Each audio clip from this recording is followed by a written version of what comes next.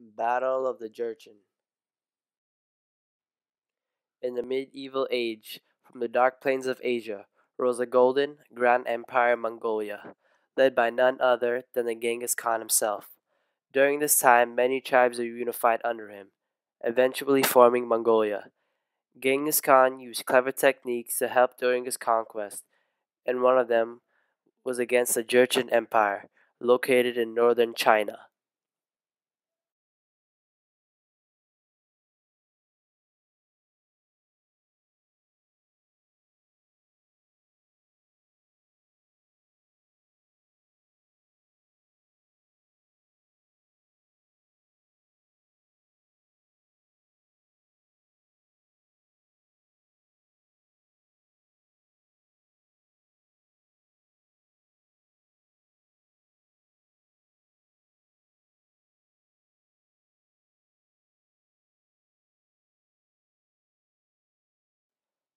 After the Jurchens were conquered and made as allies, the Golden Khan rebelled, which gave Genghis Khan no other choice but to reconquer them.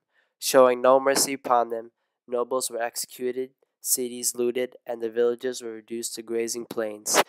This act against a great Mongol ruler reflects upon the very rebellious nature of humanity.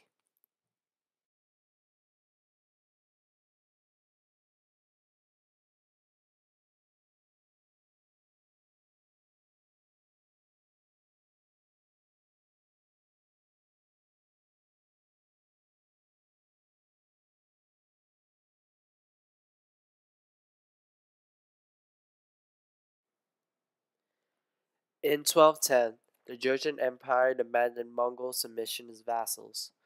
The Jurchens controlled the flow of the Silk Road, showing that they are powerful and wealthy. So resisting their order would mean lack or close to no access to the goods on the Silk Road.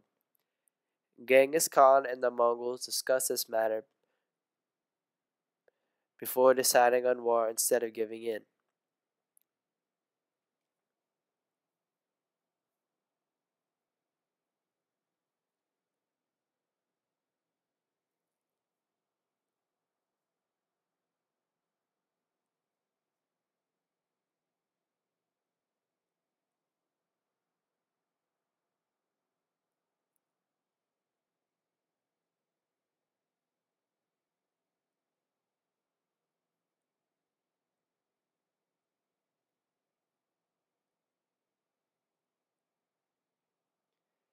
He prayed on a mountain, bowing down and pleading to his supernatural guardians that he did not start, cause, or want the war, describing his grief and the slaughter that his past generation had experienced. In 1214, Genghis Khan himself captured the Golden Khan in his own court in Zhongdu, Beijing. The new Golden Khan had endured too much internal conflict, and rather than face war, he agreed to a pact with the Mongols to make them withdraw. This made his army strong and powerful. He gave Genghis Khan an immense amount of silk, silver, and gold, along with 3,000 horses and 500 young men and women. To seal his promise, he gave himself as a vassal to Genghis Khan, with his own royal princess as a wife to the Mongolian ruler.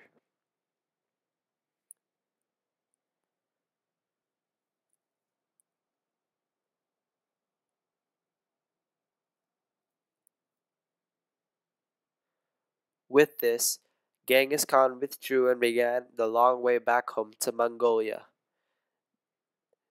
This Jurchens were allowed a small part of their kingdom, but he revealed no interest on the land.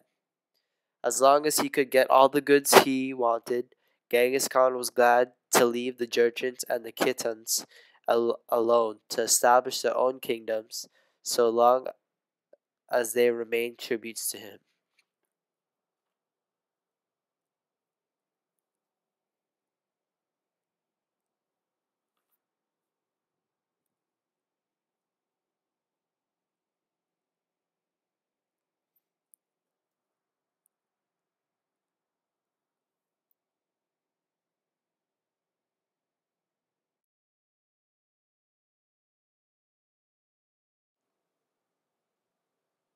As As soon as the Mongols left the Jurchens alone, the Golden Khan, whom Genghis Khan had left on his throne, began mistrusting his subjects for the siding with the Mongolian Empire and soon made plans to flee from Zhongdu south to Kaifeng, where they thought that they would be well beyond Mongolians' reach.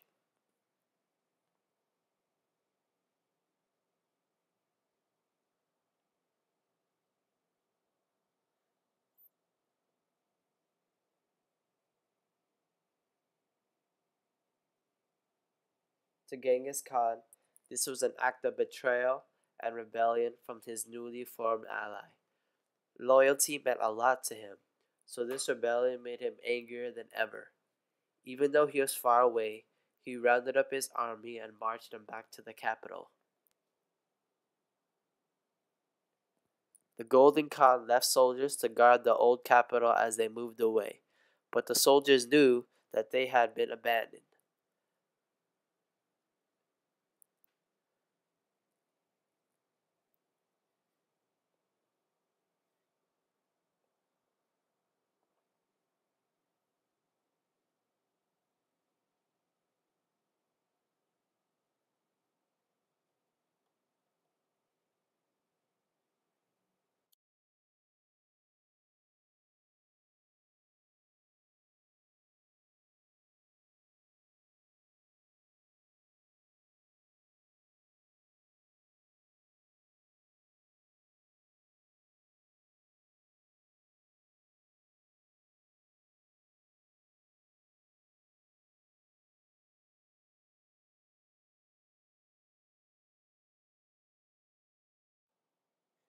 The previous wars earned him lots of support from the enemy that was left in the dust.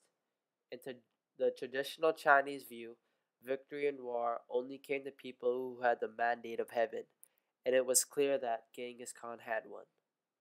He never lost any wars. To risk fighting with him was like offending heaven itself and almost fighting a god.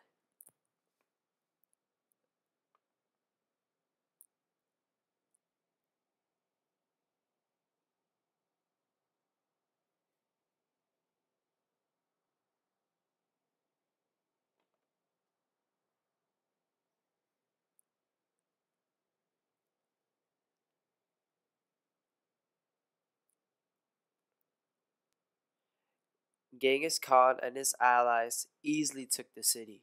This time he showed no mercy, no chance for them to side with him anymore.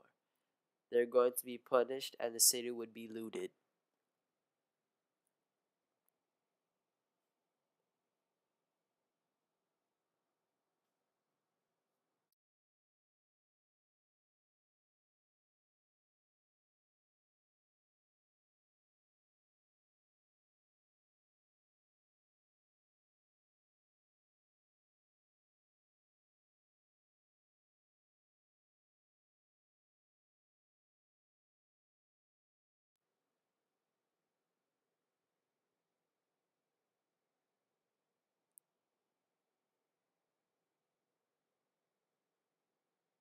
The city being looted by Genghis Khan's army.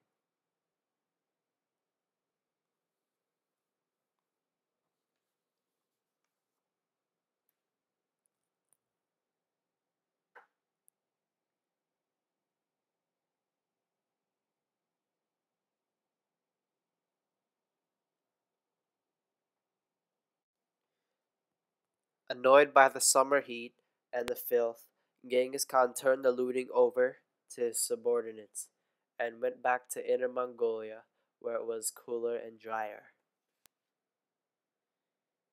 He left it in the hands of the Khitan commander, who knew the best way how to divide things up among them. The Mongol officials would wait some distance away from the looting and wait for it to be brought to them to be recorded down.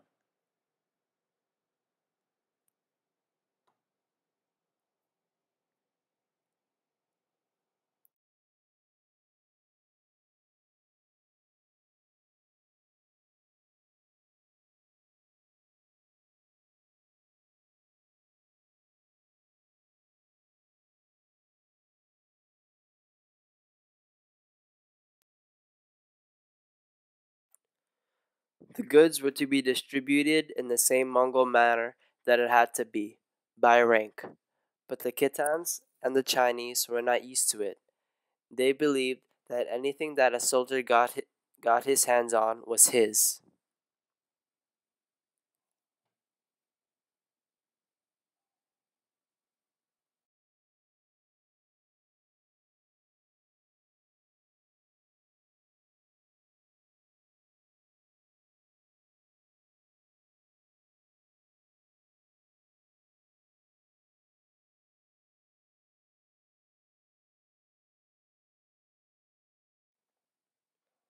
Since Genghis Khan thought that plundering was an important matter, he sent the chief Mongol judge to look over the looting. Although, when he arrived, he did not see order but chaos. The Mongol chiefs outside the conquered city walls were bribed by the embroidered silk so the allied soldiers could keep looting, and the Mongol judge was even offered his own share of goods, but he refused and told Genghis Khan of this.